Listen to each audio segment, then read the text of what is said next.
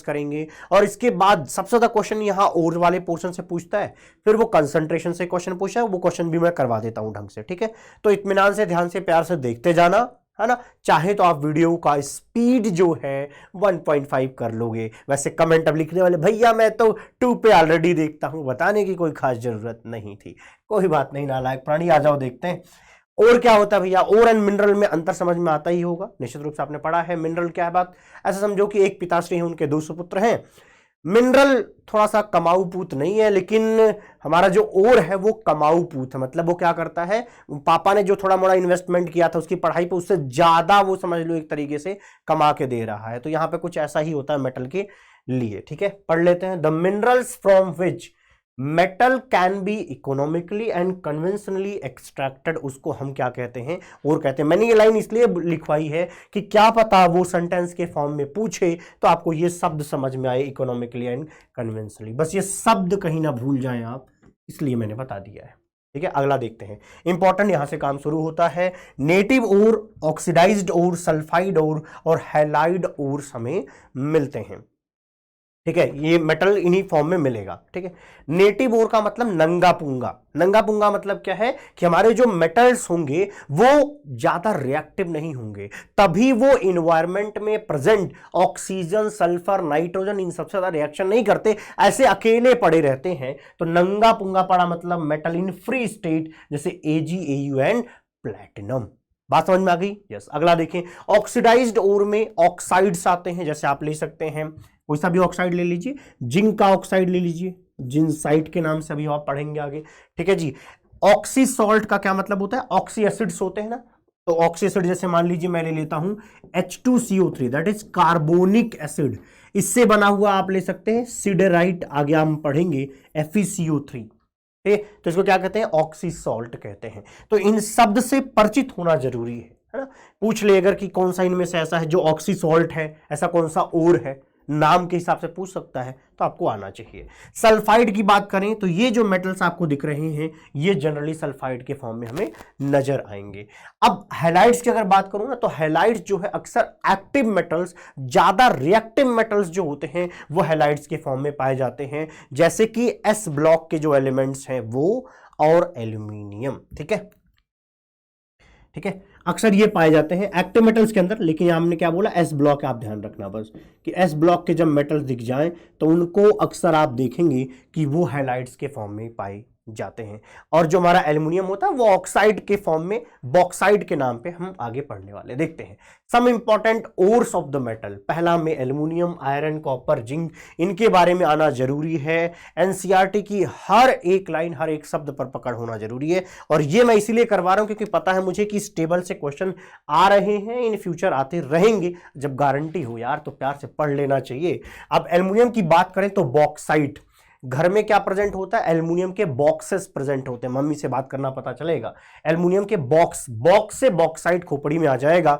Formula है Al2O3.2H2O, ठीक है। आयरन की अगर मैं बात करूं तो आपने जरूर नाम सुना होगा H&M, है ना। अगर आपका नाम हेमंत है और उसका नाम मान लो मनीषा है तो आप अपने हिसाब से प्यार मोहब्बत कर सकते हैं, अदरवाइज H&M एक जो है ये ब्रांड का भी नाम है। तो यहाँ पर देख सकते हैं हेमेटाइट, मैंने ये क्यों लिखा आप समझना।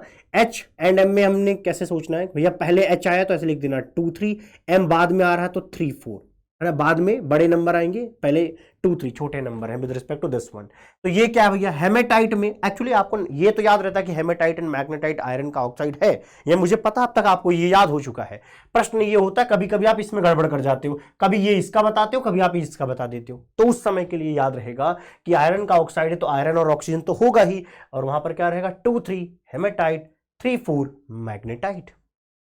अब देखो ये सिडेराइट वाली कहानी को ना थोड़ा प्यार से सिखाऊंगा मैं, सुनना कैसे। मैला कॉपर, ऐसी बात कर रहे भैया, ये क्या पढ़ा रहे हो, समझना भाई, बहुत काम की बात है, मुझे पता है कि ये आता है और आपसे सवाल सॉल्व कराने के लिए जरूरी है। तो मैला कॉपर, काला जिंक, मैला कॉपर, काला जिंक, सीधा आयरन, सीधा आयरन, ठीक है। मैला कॉपर, काला जिंक, सीधा आयरन। मेरे साथ बोलिए एक बार दोबारा, कमेंट में लिख देना क्या बोला मैंने। मैला कॉपर, हमारा कॉपर कैसा हो चुका, मैला, गंदा हो चुका है। काला जिंक, जिंक काले कलर का है। सीधा आयरन का मतलब यहां पे सीधे डंडे के रॉड से है, आयरन की रॉड है। क्यों याद कराया समझ जाएंगे अभी आप। ये जो तीनों है ना, कौन कौन से, कॉपर का ये क्या भैया, मैला के अंदर नाम मिलेगा मैलेकाइट, काला के अंदर मिलेगा कैलेमाइन, सीधा मतलब सीडेराइट। ये तीनों ना, ये तीनों भैया कार्बोनेट्स हैं। ये क्या है, कार्बोनेट्स। ये कार्बोनेट फॉर्म यहां पर दिखेगा, तो ये कार्बोनेट और है। आयरन का कार्बोनेट, आयरन का कार्बोनेट सीडेराइट हो गया FeCO3। ठीक है जी, याद रहेगा, पहले ये बताओ। ठीक, बाकी आगे ये चीज मिलेगा तो मैं यहां पे बताता जाऊंगा, फिलहाल यहां देखेंगे अगला। Iron pyrite is FeS2, iron pyrite FeS2, और इससे इसको जोड़ के देखिए, ये आयरन पायराइट है तो FeS2, एंड कॉपर पायराइट है तो CuFeS2। क्या, CuFeS2। तो पायराइट को थोड़ा ध्यान रखेंगे, FeS2 क्लियर रहेगा। तो ये दोनों लिंक करके याद कर लेंगे, ये दोनों पहले मैंने याद करा दिया है। अच्छा अगला देखते हैं, कॉपर ग्लैंस। ठीक है, अभी एक मिक्स मैं दिखाऊंगा कि किससे मैच करता है। अभी ये दोनों थोड़ी देर के लिए छोड़ना, यहां पर आइए देखना ये क्या लिखा है, मैलेकाइट। क्या लिखा है मेरे भाई, बोल बोल मेरे साथ बोलो भैया, क्या लिखा है, मैलेकाइट। तो मैंने क्या बोला था, मैला कॉपर, मैला कॉपर, और यहां पर देखिए कॉपर का क्या है, कार्बोनेट। ये तीनों क्या है, कार्बोनेट और है। तो कॉपर का कार्बोनेट, लेकिन ये होता है बेसिक कॉपर कार्बोनेट, बेसिक है, इसलिए यहां पर होगा CuOH ट्वाइस साथ में। ठीक है, तो मैलेकाइट में आप क्या बोलोगे, CuCO3.CuOH ट्वाइस, ये इसका फॉर्मूला होगा। ये कई बार पूछा गया है और आगे इन फ्यूचर पूछा जाएगा। जेईई मेंस को भी बहुत पसंद है और आपके नीट वालों को भी बहुत पसंद है, ये क्वेश्चन बहुत पूछते हैं। ठीक है, आइए अगला देखते हैं, जिंक ब्लेंड। अब देखो कि जिंक ब्लेंड को किसके साथ याद करेंगे, कॉपर ग्लैंस और जिंक ब्लेंड। बोलने में देखो एक जैसा लग रहा है क्या, बोलने में देखो एक जैसा लग रहा है क्या, सर नहीं लग रहा। मेरे नालायक प्राणी, ढंग से बोल भाई, कैसे बोल रहा है तू। हाँ हीरो, क्या लिखा है, कॉपर ग्लैंस, अगला क्या है, जिंक ब्लेंड। ठीक है जी, जिंक ब्लेंड। तो समझ में आ रहा है कि भैया कहीं ना कहीं दोनों के नाम मैच कर रहे हैं, तो फॉर्मूले भी मैच करेंगे। Zinc blende ZnS, copper glance Cu2S। ऊपरी में गई क्या है बात। हाँ, और एक चीज सुनना, एनसीईआरटी ने जिंक ब्लेंड को और क्या लिख रखा है भैया, स्फेलराइट। तो स्फेलराइट कभी पूछा जाए तो आपको पता होना चाहिए कि कुछ और नहीं, वो जिंक सल्फाइड ही है। सावधान रहिए, ये आप गलती करेंगे, इसलिए मैं यहां पर स्टार मार्क लगा रहा हूं। ठीक है, स्फेलराइट ZnS, बोलो मेरे साथ, स्फेलराइट ZnS। ठीक है, और जिंक ब्लेंड याद हुआ तो कॉपर ग्लैंस खोपड़ी में टिक जाएगा। अगली चीज क्या होती है, कैलेमाइन। मैंने क्या बोला था, काला जिंक, मैंने बोला ना काला जिंक, तो भैया कैलेमाइन में क्या हो जाएगा, ZnCO3। तो यहां से देखिए जिंक, और मैंने बोला था कार्बोनेट और है, तो ये कहानी निपट गई। अब अगला देखना, क्यूप्राइट एंड जिंसाइट, एक साथ ये नाम मैच करते हैं, अगर एक साथ याद करेंगे तो कहानी बन जाएगी आपकी। ठीक है जनाब, जिंसाइट का मतलब ZnO और क्यूप्राइट का मतलब Cu2O। तो मुझे लगता है इस टेबल में लिखी हुई हर एक चीज याद हुई, लेकिन अभी एनसीईआरटी में लिखी हुई एक चीज बाकी है ना, वो यहां पर आपको दिखेगा। अभी दिखाता हूं, बताता हूं क्या है। पहले पढ़ लेते हैं लेड के बारे में। लेड के लिए भैया क्या है, और गैलेना। गैलेना का क्या होता है, PbS, बोलते जाइए मेरे साथ।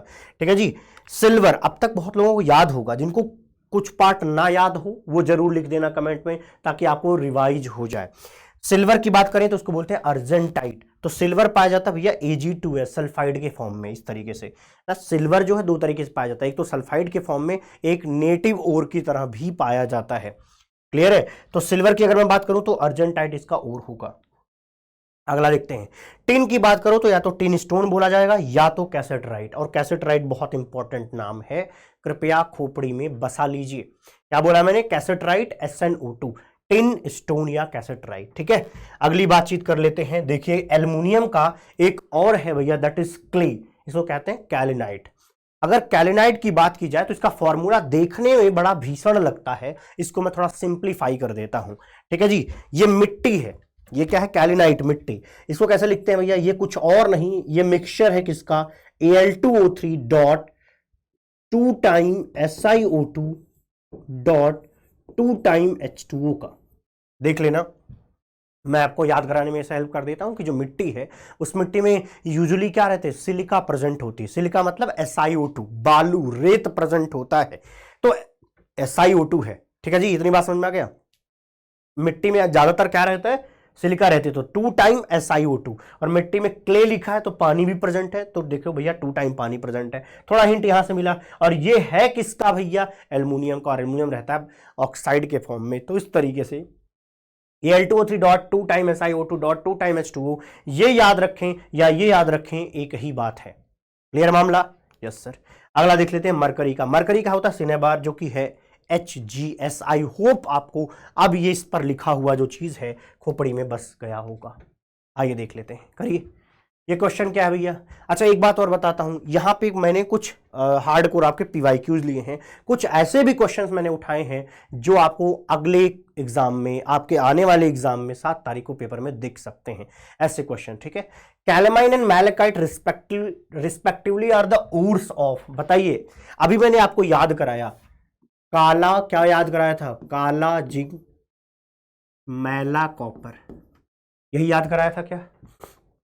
बोलो मेरे साथ, बोलो मेरे साथ, क्या बोला मैंने? मैलेकाइट में कॉपर, कैलामाइन में हो जाएगा यहाँ पे जिंक। ठीक, आइए अगला देखते हैं। पढ़िए, क्या है, पढ़िए पढ़िए, पढ़ लो भैया, तुम्हें करना है ना, मैं तो बता ही दूंगा। फिर क्या लिखा है? It's ore are common for the metals. Sulphide ore बनाने वाले कौन से लोग हैं ये बता दीजिए। आपको ये पता है कि एल्युमिनियम जो है, एल्युमिनियम ऑक्साइड के फॉर्म में है, एल्युमिनियम ऑक्साइड के फॉर्म में है इस तरीके से। बोलो बोलो बोलो, ये बात सही है क्या? Yes sir. और आपको मैंने क्या बताया था, एस ब्लॉक के जो लोग हैं, स्पेशली एस ब्लॉक के जो लोग हैं, वो हैलाइड्स के फॉर्म में है, वो हैलाइड्स के फॉर्म में है। तो MgCl2 डॉट H2O करके रहेगा, X टाइम H2O लिख देता हूं मैं। ठीक है, तो ये हैलाइड हो गया। अगर मैं लेड की बात करूं तो लेड को आपको पता है कि PbS के फॉर्म में है, गैलेना। Ag की बात करूं तो ये Ag2S के फॉर्म में दिख जाता है, Ag2S के फॉर्म में दिख जाता है। तो देखो ये लाइन से कोई मतलब नहीं कि सॉफ्ट बेस है, आगे जो पूछा गया वो ये है। तो A और C कहीं पे लिखा है क्या? A और C इज करेक्ट। क्वेश्चन आ गया भैया, ये क्वेश्चन आ सकता है, ध्यान रखना। ठीक है, अगला अच्छा देख लेते हैं। हाँ, पूछ रहा है भैया ये मैलेकाइट क्या होता है, तो आपको क्या याद कराया था मैंने? बोलो मेरे साथ, मैला कॉपर, काला जिंक, सीधा आयरन। तो भैया जी मैला से हमें समझ में आया था basic copper carbonate, basic copper carbonate ये क्या होता है? मैलेकाइट होता है। क्वेश्चन सॉल्व, आसान था ना? आइए अगला देखते हैं। Identify the incorrect, incorrect statement, ध्यान रखना इनकरेक्ट कौन सा है देख लेना। पढ़ लीजिए, scientific and technological process used for the isolation of the metal from its ore is known as metallurgy. ये लाइन तो सही है। Minerals are naturally occurring chemical substance in the earth crust, ये भी सही है। Ore are the minerals that may contain a metal, obviously. Gangue, ये देखो फालतू बात, गैंग क्या होता है? गैंग क्या करता है भैया? गैंग इलाके का अनवांछित मटेरियल है। अनवांछित मतलब अनडिजायर्ड मटेरियल है। लेकिन उन्होंने क्या लिखा? Gangue is an ore. अरे नहीं भैया, गैंग ओर नहीं है, ना ना ना, गैंग ओर नहीं है, गैंग खुद में गंदगी है, गैंग इज गंदगी। तो इसलिए इनकरेक्ट में ये वाली बात आएगी, है ना। आइए अगला कर लेते हैं। क्या लिखा है? Metals are usually not found as nitrates in their ores. वैसे मैं आपको पहले रीजन बता देता हूं, नाइट्रेट्स जो होते हैं हमारे अर्थ क्रस्ट पे पाए ही नहीं जाते। उसका रीजन है कि जितने भी नाइट्रेट्स नोन है सब पानी के अंदर डिसॉल्व हो जाते हैं, इस वजह से वो अर्थ क्रस्ट के नीचे चले जाते हैं, क्योंकि डिसॉल्व होंगे फिर वो रिसते हुए नीचे की तरफ चले जाएंगे नाइट्रेट्स, तो हमें अर्थ क्रस्ट पर वो नहीं मिलते। रीजन जान लीजिए, आप पढ़ते हैं 1 and 2 reason which is slash are true for the above observation. Metal nitrates are highly unstable, फालतू बात कर रहा है भाई। सोडियम का नाइट्रेट स्टेबल है, पोटेशियम का नाइट्रेट स्टेबल है ना, ये तो गलत ही हो गया। Metal nitrates are highly soluble in water, यही रीजन है जिसकी वजह से वो अर्थ क्रस्ट पे नहीं पाया जाता है। ठीक है जी, अपने ओर में ये इस तरीके से नहीं पाया क्योंकि डिसॉल्व होकर के वो निकल जाता है। बात समझ में आ गई है ना जी। तो मामला क्या है कि पहला गलत दूसरा सही, ये रही बात। क्लियर? आइए देखते हैं अगला। विच of the following is a mineral of iron, कौन सा इसमें से ऐसा है जो आयरन का मिनरल है? पढ़िए भैया, नाम से समझ जाएंगे। आ गया क्या भैया, H&M है ना। Yes sir. कैसेट्राइट की बात करें, बताइए जनाब, कैसेट्राइट की बात करें, पढ़ाया गया आपको SnO2 10 स्टोन, ठीक। इसलिए मैंने और पहले आपको याद कराया ताकि आपको दिक्कत ना हो, ठीक है। जिन बच्चों को आता मुबारकबाद। Sulphide ore of the metals are usually concentrated by froth protection process, सही बात कर रहे हैं। Which one of the following sulphide ores offer an exception is concentrated by chemical leaching, इनमें से कौन सा ऐसा है जो लीचिंग प्रोसेस यूज करके बनाया जाता है। मैं आपको याद कराता हूं पहले, फिर हम चर्चा करते हैं, आनंद आएगा। समझना, लीचिंग प्रोसेस के लिए एक चीज याद रख लो, एक क्यूब के अंदर जो है लीचिंग प्रोसेस होता है। आपको लीचिंग सिर्फ यही दिख सकता है, ठीक है जी। देखते हैं कौन क्या कहां की बात कर रहा हूं मैं।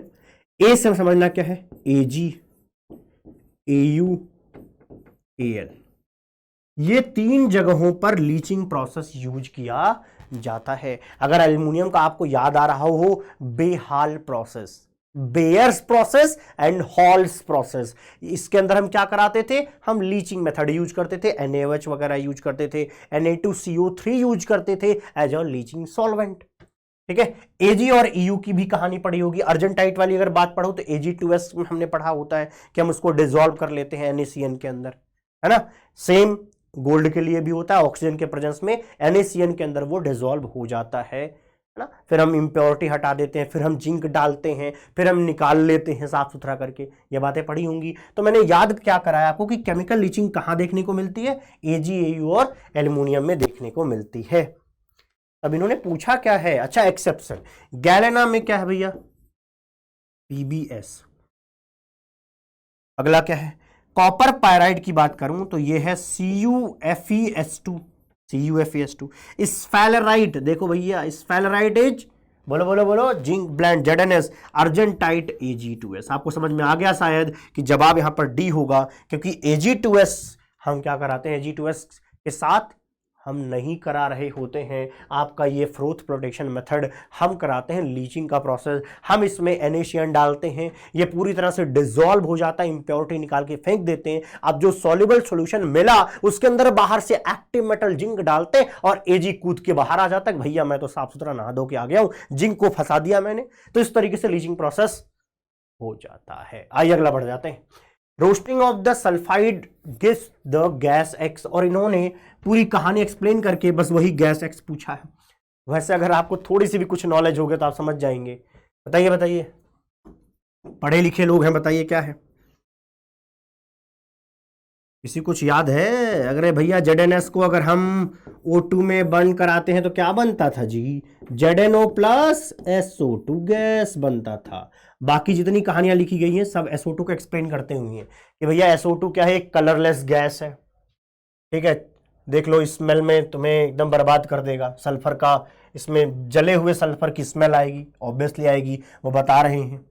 देख लीजिए, causes great damage to the respiratory organs as the result of acid rain, निश्चित रूप से एसिड रेन, यहां से एसिड रेन होगा ना भैया, पानी मिलाओगे तो H2SO3 बन जाएगा, पानी मिला के देखो एसिडिक बनता है, ये भी इन्होंने लिखा कि सॉल्यूशन एसिडिक होता है, और ये एक रिड्यूसिंग एजेंट की तरह काम कर सकता है, क्योंकि यहां पर सल्फर क्या है, यहां पर सल्फर +4 में है, वो खुद को ऑक्सीडाइज करके +6 में लेकर के आ सकता है, ठीक है। SO2 से SO3 में आ सकता है, लेकिन मन में सवाल आ सकता है ना कि सर SO3 भी तो सही हो सकता था, सही हो सकता था, आप ये सोच सकते हैं, लेकिन क्यों नहीं हुआ उसका रीजन हमने बता दिया है, ठीक। आई होप आपको आनंद आया हो। अगला देखते हैं, पढ़िए पढ़िए पढ़िए, क्वेश्चन करिए आप। Ellingham diagram, which of the following metals can be used to reduce alumina. Alumina क्या होता है भैया, सर ये एल्यूमिना क्या है, alumina is Al2O3, this is alumina. अब हमें करना क्या है, इसको रिड्यूस करना है। अब कोई हमें मेटल चाहिए जो इसको रिड्यूस कर दे, मेटल का ऑक्साइड बन जाए और एल्युमिनियम साफ सुथरा बाहर आ जाए। भाई एलिंगम डायग्राम में यही कार्यक्रम तो करते थे। अच्छा सर इसका मतलब रिडक्शन करवाना है, हाँ जनाब।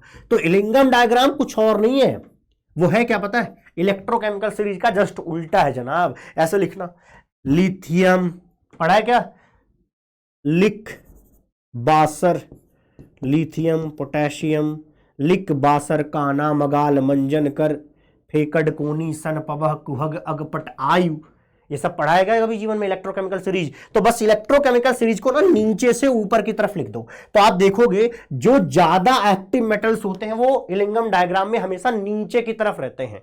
तो आपको नीचे की तरफ हमेशा एस ब्लॉक मिलेगा और उसके जस्ट ऊपर एल्युमिनियम मिलेगा, क्योंकि ये एक्टिव मेटल्स में गिने जाते हैं। ठीक है, अब ये पढ़ाना होगी क्या मेरे से? इतना तो आता होगा कि नीचे की तरफ एक्टिव मेटल्स होते हैं इलिंगम डायग्राम में। इसीलिए कहा जाता है कि जो मेटल्स नीचे होते हैं वो एक अच्छे रिड्यूसिंग एजेंट की तरह काम करते हैं, और जो ग्राफ ऊपर होता है, ऊपर वाले ग्राफ का जो मतलब रिएक्शन होती है, या आप कहो कि यहां पर बना जो ऑक्साइड होगा उसको नीचे वाला मेटल रिड्यूस कर सकता है। क्यों? क्योंकि वो भैया एक्टिव मेटल है। अगर एक्टिव मेटल है तो उसका काम है दूसरे को रिड्यूस करना और खुद को ऑक्सीडाइज करना। समझ गए? बस इसमें यही पता करना है आपको कि कौन कौन ऐसा है जो एल्युमिनियम से नीचे है, कौन ऐसा है जो एल्युमिनियम से ऊपर है। कहानी सिर्फ इतनी सी है। समझो समझो और बताओ तुरंत। चलो सर, मैग्नीशियम।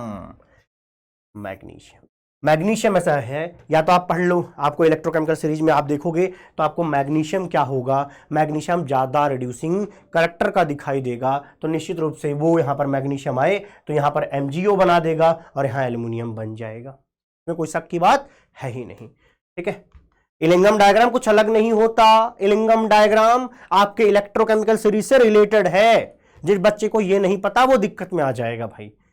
तो अगर मेरे से पढ़ना है तो आप देख सकते हो, मेटलर्जी एक पूरी वीडियो बना रखी है हमने, उसमें इलिंगम डायग्राम वाला पोर्शन जाकर के जेई वाला चैनल पे देख लो, मिल जाएगा तुम्हें। तुम्हारे काम की है, डोंट वरी। वो जेई मेंस लेवल की है। जेई मेंस लेवल का मतलब नीट का लेवल, ठीक है, एडवांस नहीं है उसमें। आइए अगला देखते हैं। 2015 और 2012 में एक क्वेश्चन आया, क्या कह रहा है? In the extraction of copper from its sulphide ore the metal is finally obtain by the reduction of cuprous oxide. ठीक है, अच्छा याद आ रहा है कि क्या क्या लिखा गया है? मैं लिख के बता देता हूं। Cu2s plus Cu2O। कहीं एक देखा लग रहा है क्या? कहीं कहीं ये पढ़ा हुआ लग रहा है क्या किसी को?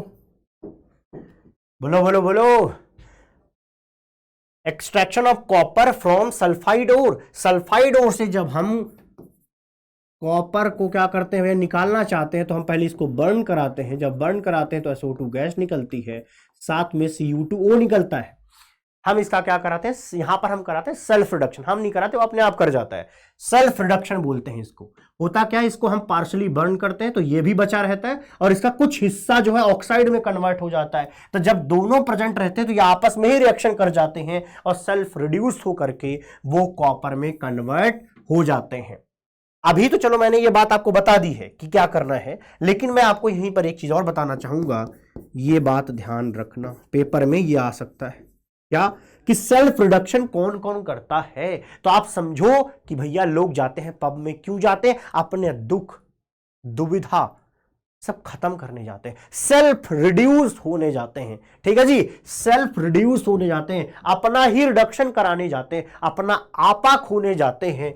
तो पब में क्यों हंगामा हो गया? क्या बोला मैंने? पब में क्यों हंगामा हो गया? इन्हीं के सल्फाइड्स जो होंगे वो सल्फाइड सेल्फ रिडक्शन कराते हैं। दैट्स इट, कहानी खत्म। जिसमें कॉपर आपको याद रहेगा, लेड भी समझ लेना और Hg भी ऐसा ही काम करता है। समझ गए बात? तो जैसी रिएक्शन मैंने इनके लिए लिखी वैसी आप किसके लिए, लेड और Hg के लिए भी लिख लेना। एनसीईआरटी में मेंशन आपको आना चाहिए। अब ये देखो इन्होंने क्या बोला था कि reduction of copper oxide with copper sulphide first. इसमें क्या है, कॉपर +1 में है। समझ में बात आ गई है क्या? है ना? याद भी कराने की कोशिश कर रहा हूं, इसी क्लास में याद करके जाओ। The metal oxide which can not be reduce to metal by carbon is. कौन सा ऐसा है जो कार्बन के द्वारा रिड्यूस नहीं होगा? अरे सिंपल सी बात है, आप समझ गए होंगे।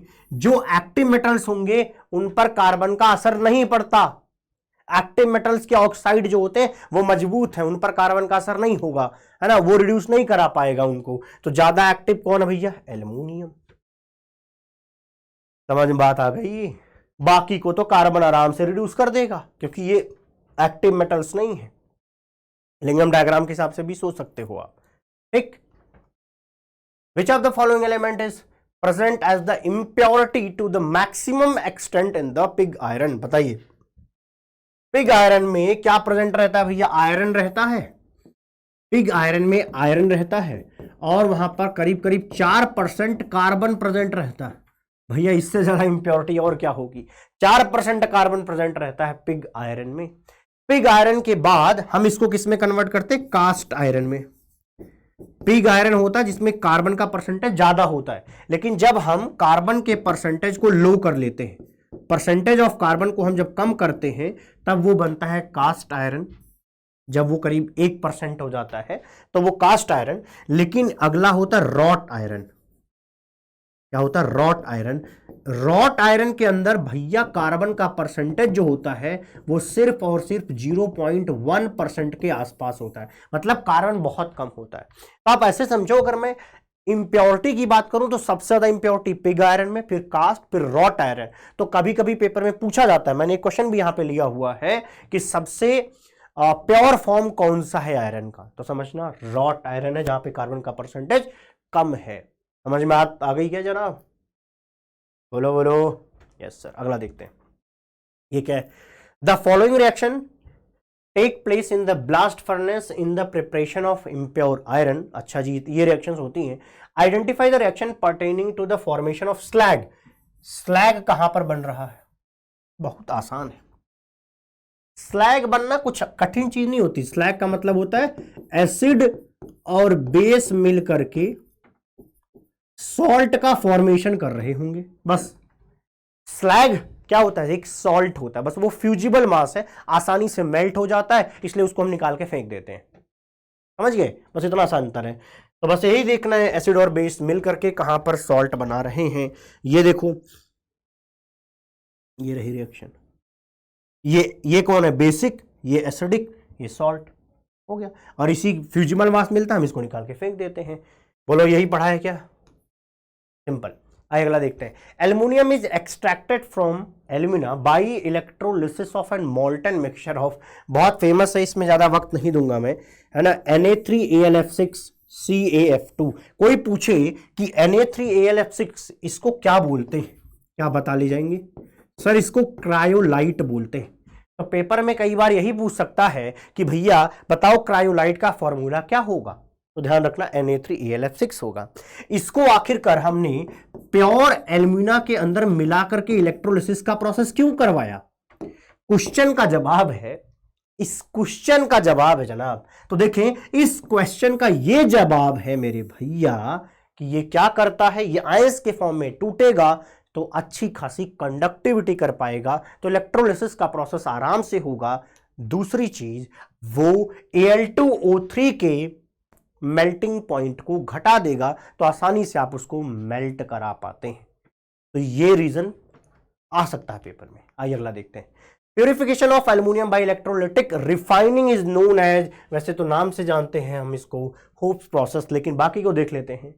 बेयर्स एंड हॉल्स प्रोसेस जो होता है, ये बेहाल प्रोसेस, मैं इसको क्या बोलता हूं? बेहाल प्रोसेस। ये क्या है? बेहाल प्रोसेस। बेहाल प्रोसेस, ठीक है। बे मतलब हो गया भैया बेयर्स, हॉल्स। बेहाल प्रोसेस में हम एक्चुअली क्या करते हैं, जो हमारा Al2O3 है उसको हम डिसॉल्व कराते हैं NaOH के सॉल्यूशन में। बेयर्स में कराते हैं, हॉल्स में तो Na2CO3 के अंदर कराते हैं। मतलब लीचिंग का प्रोसेस यहां पे हम पढ़ते हैं। सरपेक्स प्रोसेस में कार्बन और N2 नाइट्रोजन डाल करके रिडक्शन के थ्रू यहां पर काम होता है। सरपेक्स अगर आप याद करें तो, ठीक है। तो एक तरीके से कंसंट्रेशन के काम आता है, सफाई उफाई के काम में आता है, एल्यूमिना को साफ करने के काम में आ रहा है, ठीक है। लेकिन हुप्स प्रोसेस जो है वो इलेक्ट्रोलिटिक रिफाइनिंग मेथड है। अच्छा सर, अगला देखें भैया, रिफाइनिंग देख लेते हैं। रिफाइनिंग के मेथड एक बार आपके नजरों से गुजारना चाहता हूं, इसके बाद क्वेश्चन कराऊंगा, तभी आपको आनंद आएगा। लिक्वेशन और रिफाइनिंग क्या होती है?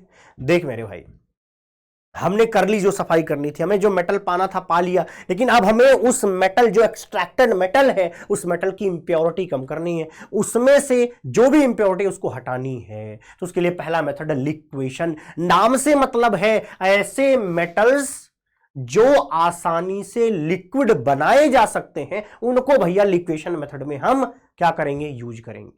मतलब जिसका मेल्टिंग पॉइंट क्या होगा? कम होगा। सिंपल ना, याद रख पाओगे? यस। तो ध्यान रखना, ये है भैया SN, PB and bismuth.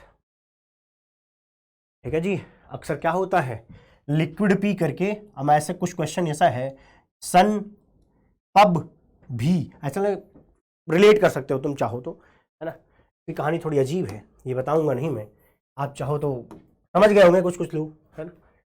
Sun pub भी जाया करो, वैसे एक समझ लो कि थोड़ा सा हाई प्रोफाइल फैमिली है जहाँ पे ये कल्चर है कि भाई थोड़ा पब भी जाया करो। हमारे घर पे तो जूते चप्पल लात पड़ते हैं भाई, है ना।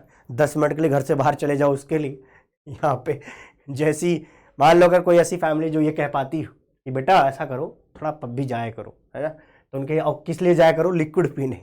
हालांकि ऐसा कोई नहीं कहने वाला, नालायक को जाना मत, बहुत मार खाओगे तुम, है ना। ऐसा कुछ देखा होगा आपने, क्या भैया इम्प्योर मेटल डालोगे यहां से हीट करोगे तो जो आपकी इम्प्योरिटी है, ध्यान रखना, जो आपकी इम्प्योरिटी है वो जो है आसानी से मेल्ट नहीं होती, लेकिन आपका मेटल आसानी से लिक्विड बन जाता है, मतलब लिक्वेशन हो जाता है आपके प्योर मेटल का। तो प्योर मेटल यहां मिलेगा, इम्प्योरिटी यहीं रुक जाएगी। कहानी बन गई ना, याद भी हो गया।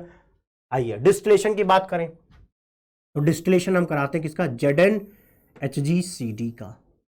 इनका क्या होता है भैया, इनका बॉइलिंग पॉइंट लो होता है।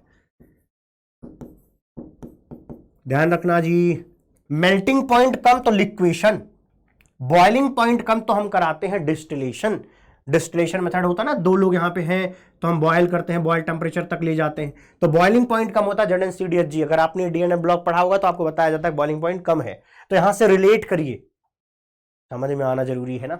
इलेक्ट्रोलाइटिक रिफाइनिंग की बात करें तो अक्सर आपको कॉपर दिखेगा, लेकिन कॉपर एंड जिंक दोनों की रिफाइनिंग हम करा पाते हैं, है ना, इस मेथड से, जिसमें हम क्या कहते हैं कि हमारा जो प्योर कॉपर की रॉड है वो कैथोड रहेगा और एनोड रहेगा इम्प्योर कॉपर की। आपने इलेक्ट्रोलिसिस पढ़ा होगा तो आप जानते होंगे एनोड पर हमेशा क्या होता है, बोलो बोलो बोलो, एनोड पर होगा ऑक्सीडेशन। तो इम्प्योर कॉपर का जो इसमें कॉपर होगा वो निकल करके क्या जाएगा, प्योर कॉपर पर जाके चिपकता जाता है। तो इस तरीके से इम्प्योरिटी जो होती है वो नीचे इकट्ठा हो जाती है, तो यहां पे हम इसको कहते हैं एनोड मड, क्योंकि एनोड के नीचे इम्प्योरिटी रहती है और इसमें जो एटम्स होते हैं कॉपर के वो आयन के फॉर्म में जाते हैं, फिर ये आयन यहाँ पे क्या हो जाता है, रिड्यूस हो जाता है। ये बात हम पढ़ते हैं, है ना। आइए अगला देखते हैं, जोन रिफाइनिंग। स्पेलिंग पे मत जाइएगा, आप देख लेना क्या है जोन रिफाइनिंग।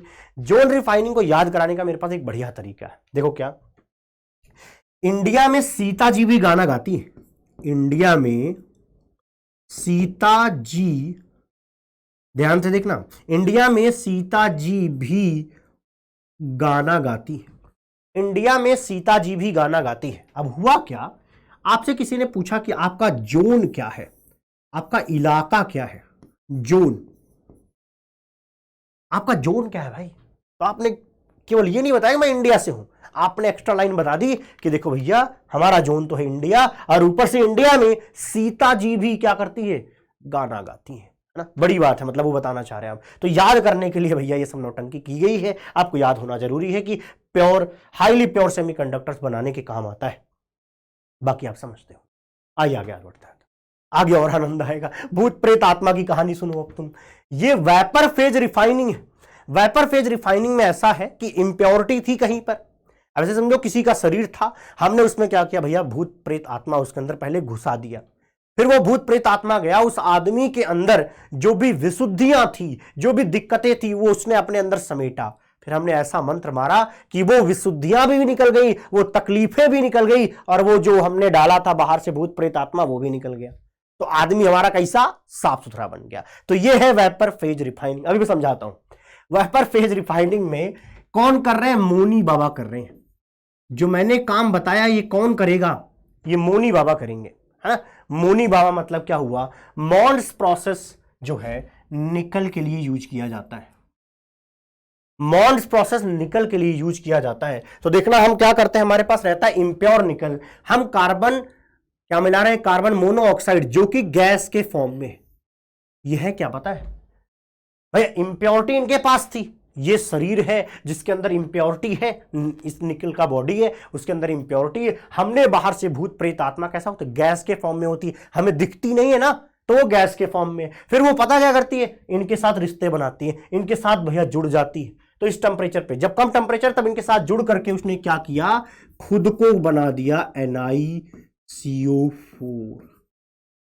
NiCO4, और ये जो NiCO4 है, जो भैया पहले निकल की कोई बॉडी हुआ करती थी ना, फिजिकल बॉडी जो एग्जिस्ट करती थी, वो इस भूत प्रेत आत्मा से मिलकर के गायब हो गई, ये खुद गैस बन गई। NiCO4 क्या होता है, गैस के फॉर्म में पाया जाता है, गैस के फॉर्म में पाया जाता है। फिर हमने क्या किया, अब जानते हो, दोबारा मंत्र मारा। मंत्र मतलब यहां पे टेम्परेचर है, एक थप्पड़ लगा जोर का, क्या हुआ, क्या हुआ भैया, प्योर निकल के बाहर, और ये जो भूत प्रेत आत्मा और जो इम्प्योरिटी थी वो समझ लो गायब।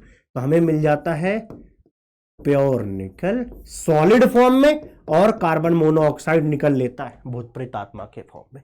तो कुल मिला के याद होना जरूरी है कि मॉन्स प्रोसेस के थ्रू हम निकल को इस तरीके से साफ सुथरा करते हैं। इन पर बेस्ड रिएक्शन पूछी गई हैं। अगला है, अगला और शानदार है, वॉन एर्कल प्रोसेस। तो समझो टीना क्या है, टीना गई थी घूमने, ठीक है, कोई मान लो नाम है, टीना गई थी घूमने, उसने देख लिया वैम्पायर। क्या देख लिया, उसने देख लिया वैम्पायर। फिर वो क्या हो गई, जोर जोर से भागने लग गई। डर लग गया उसको वैम्पायर देख करके, डर तो लगेगा ही, है ना। समझो टीना क्या है, वैम्पायर को देख के जोर से भागने लग गई। तो समझना टाइटेनियम एंड जर्कोनियम की साफ सफाई वैम्पायर के थ्रू होती है, मतलब वॉन अर्कल मेथड के थ्रू होती है, वॉन अर्कल मेथड के थ्रू होती है। यहां पर क्या होता है, जो टाइटेनियम है वो आयोडीन के साथ रिएक्शन करके TiI4 बना देता है गैसियस फॉर्म में। फिर हम बहुत टेम्परेचर करते हैं, तब टाइटेनियम अलग हो जाता है, और यहां पर आयोडीन गैस के फॉर्म में उड़ जाएगा, और सॉलिड के फॉर्म में हमें यह मिल जाएगा साफ सुथरा। और सेम एग्जैक्टली सेम कहानी जर्कोनियम के साथ है निभानी, और हमें जर्कोनियम प्योर फॉर्म में मिल जाएगा, और I2 भैया गैस के फॉर्म में इस टेम्परेचर पे उड़ जाएगा। बात समझ में आ गया, याद होना जरूरी है, पेपर में पता नहीं अलग ही मोहब्बत है, यही दो पूछते हैं बार बार, समझ गए। Yes sir.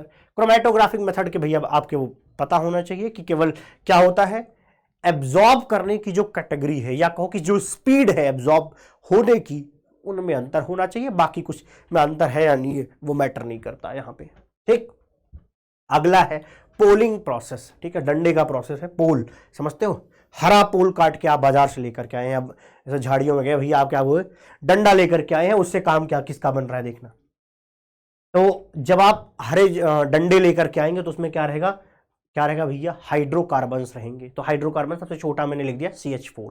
तो वो हम कर क्या रहे हैं, जैसे मान लीजिए कि कॉपर का ऑक्साइड है, उसका पूरा एक बर्तन है भैया जी, उसमें हम गर्म कर रहे हैं, फिर उससे हम चला रहे हैं, किससे, वो उस ग्रीन डंडे से हम चला रहे हैं। तो उसमें क्या हो रहा है, जो ग्रीन डंडे के अंदर का हाइड्रोकार्बन है, वो जो कॉपर ऑक्साइड है उसके साथ मिल करके इसका रिडक्शन कर दे रहा है। ये जो ऑक्सीजन है वो कार्बन ले लेगा, तो भैया जी CO2 के फॉर्म में उड़ जाएगा, और जो हाइड्रोजन है जब वो ऑक्सीजन से मिलेगा तो वाटर के फॉर्म में, वो भी क्योंकि नीचे से हीट किया जा रहा है तो वो भी उड़ जाएगा, तो बचेगा सिर्फ प्योर कॉपर।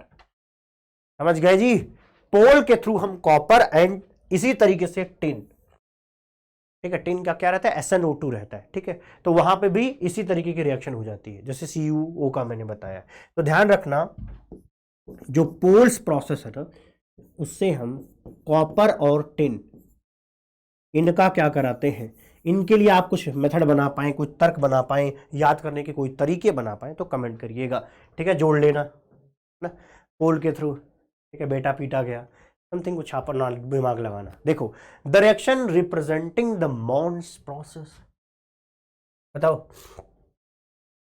बताओ बताओ, कुछ तकलीफ होगी क्या आपको, अरे सर हमें पता है कि यही वाला सही है ना, क्योंकि आपने ही तो बताया था मोनी बाबा। अच्छा, अगला प्योरेस्ट फॉर्म, कॉमर्शियल आयरन का प्योरेस्ट फॉर्म है रॉट आयरन। अगला देखिए, metal with low melting point, कृपया ध्यान दें, मैंने क्या बोला भैया, मेल्टिंग पॉइंट क्वेश्चन में कहा गया कब है, containing impurity of high melting point can be purified by, अरे बोल ना मेरे भैया, लिक्वेशन मेथड। अरे जो आसानी से लिक्विड बनाया जा सकता है वो मेटल लिक्वेशन मेथड से साफ सुथरा किया जा सकता है, रटने की कोई खास जरूरत नहीं है भैया। आइए अगला देखते हैं, the major component of which of the following ore is sulphide based mineral, बताइए इनमें से कौन सा सल्फाइड है रे भैया, ये रहा sphalerite zinc blende ZnS, malachite, siderite, calamine सबके आपको आने चाहिए। नहीं आता बोलो बोलो बोलो, चलो। कैलामाइन क्या होगा? काला जिंक था क्या? काला जिंक था क्या भैया? ZnCO3। सिडराइट में क्या हो जाएगा जी? सीधा आयरन FeCO3। देख रहे हो कितना बड़ा काम निपट रहा है। मैलेकाइट का मतलब याद आ रहा है कि आपको? सर ये तो हमने कॉपर का पढ़ा था कि मैला कॉपर, लेकिन आपने कहा था कि वो कैसा होना चाहिए? बेसिक होना चाहिए। निपटा दिया जी 2 मिनट में। ठीक है, आइए अगला देखते हैं। The methods not involve in concentration of ore are. इनमें से कौन सा ऐसा है जो कंसंट्रेशन में यूज नहीं किया जाता? लो भैया, लिक्वेशन। क्योंकि लिक्वेशन हमने क्या पढ़ा अभी? अरे लिक्वेशन रिफाइनिंग के काम में आता है। मेटल बन गया, इंप्योरिटी थी, हटाना है, उसके काम में आना है। बाकी लीचिंग के थ्रू भी साफ सफाई करते हैं। इलेक्ट्रोलिसिस, इलेक्ट्रोलिसिस से भी क्या करते हैं अपन? कंसंट्रेशन नहीं करते भाई, इसे हम सफाई करते हैं। बाकी तो ऐसा कहीं ऑप्शन होगा तो आप एक बार देख लेना। BDE कहीं लिखा है क्या? ये रहा। अरे इलेक्ट्रोलिसिस भैया, इलेक्ट्रोलिसिस कंसंट्रेशन के लिए यूज भी नहीं करेंगे। इलेक्ट्रोलिसिस महंगा मेथड है, रिफाइनिंग में ही उसको यूज करेंगे। जब सब कुछ साफ सुथरा मिल जाए, उसको बहुत ही प्योरिटी लानी हो तब करते हैं। ठीक है, अगला क्या? Extraction of gold and silver involve leaching. ये तो मैंने पहले बता दिया था, है ना? कहाँ बताया सर आपने? अरे लीचिंग में AQ बताया था, AU, AG एंड एल्युमिनियम। ठीक है, यहां एल्युमिनियम के केस में NaOH यूज होता है और इन दोनों केस में NaCN यूज होता है। सिल्वर इज, देखो होता क्या है, हम ले मान लो सिल्वर है या गोल्ड है, वो CN नेगेटिव के साथ क्या करेगा भैया? कॉम्प्लेक्स बनाता है। याद आ रहा है कॉम्प्लेक्स? याद करो कैसे था? AgCN ट्वाइस नेगेटिव, ऐसा कॉम्प्लेक्स बनता है हमारा। Ag जो है CN नेगेटिव के साथ ये सब डिसॉल्व हो जाता है। बाद में हम क्या करते हैं? एक्टिव मेटल डालते हैं, और एक्टिव मेटल जिंक डालते हैं तो क्या होता है? जिंक इनके अंदर जाता है और Ag निकल के बाहर आ जाता है। तो Ag बाहर आ जाएगा और जिंक जो है कॉम्प्लेक्सेशन कर लेगा, तो डिस्प्लेसमेंट विद जिंक, यहां पे ये जवाब आएगा। ठीक है ना? आइए 1 मिनट। हाँ, the metal that can be purified economically by fractional distillation method is. कौन सा ऐसा है जो फ्रैक्शनल डिस्टिलेशन मेथड से क्या किया जाएगा भैया? साफ सुथरा। बताओ बताओ, फ्रैक्शनल डिस्टिलेशन मेथड आपको क्या बताया था? जहां पे बॉइलिंग पॉइंट क्या हो? कम।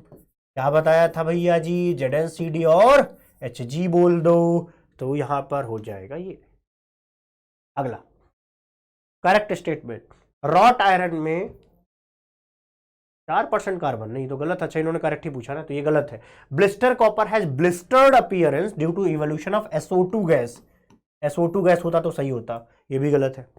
Vapour phase refining is carried out by nickel, ये बात तो ठीक है, वेपर फेज रिफाइनिंग करते हैं, बट यार वैम्पायर मेथड यहां नहीं लगता। वैम्पायर को देख करके टीना जोर जोर से भाग रही थी, तो टाइटेनियम एंड जर्कोनियम, ये लाइन गलत हुई। पिग आयरन कैन बी, हाँ ये सही है, वैरायटी ऑफ सेफ दिया जा सकता है पिग आयरन को, तो ये लाइन सही है, बाकी तो गलत निकली। आइए ये देख लेते हैं, ऐसा क्वेश्चन पूछा जा रहा है, इसको कर लेते हैं एक बार, है ना। साइनाइड प्रोसेस किस काम में आता है? बोलो बोलो। Zone refining, ultra pure zirconium, है ना। सीता जी भी गाना गाती हैं। अच्छा जी, अगला क्या है जी?